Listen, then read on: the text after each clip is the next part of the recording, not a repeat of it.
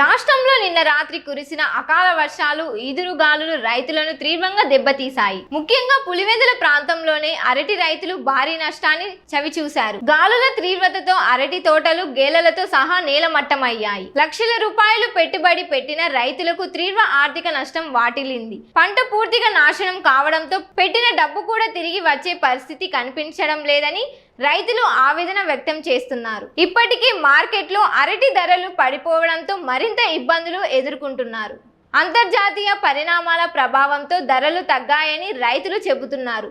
దీంతో పంట పండించిన గిట్టుబాటు ధర లేక రైతులు కుదేలవుతున్నారు. ప్రభుత్వం వెంటనే స్పందించి నష్టాన్ని అంచనా వేయాలని రైతులు కోరుతున్నారు. క్షేత్రస్థాయిలో అధికారులు పర్యటించి తగిన నష్టపరిహారం అందించాలని డిమాండ్ చేస్తున్నారు.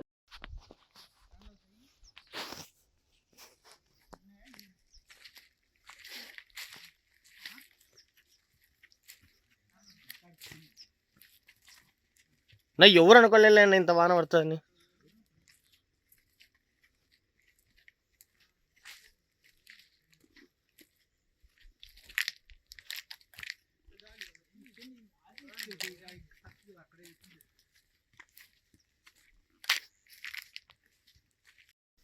గాలి చెట్లే ఉన్నాయి. ఇప్పుడు అది ఆడబా వచ్చింది.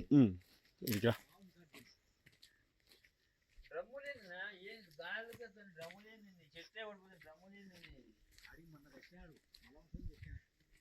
చెట్లే